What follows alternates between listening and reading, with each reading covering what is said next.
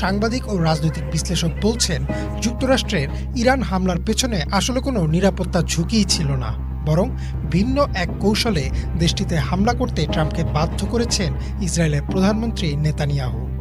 আসলেও কি তাই? 2025 সালের ডিসেম্বরে মার্কিন বিচার বিভাগে সংরক্ষিত এপস্টিন মামলার কিছু নথি জনসমক্ষে আসে, যেগুলোকে সাধারণভাবে এপস্টিন ফাইলস বলা হয়। ডিসেম্বরে প্রকাশ হওয়ার নথিগুলো খুবই সীমিত ছিল, কিন্তু 2026 সালের জানুয়ারিতে 30 লক্ষ পৃষ্ঠার এক বিশাল নথি প্রকাশ করে মার্কিন বিচার বিভাগ, যাতে ছিল 2000 ভিডিও, 1,80,000 ছবি সহ কুখ্যাত যৌন অপরাধী জেফ্রি এপস্টিনের বিরুদ্ধে নানান প্রমাণ।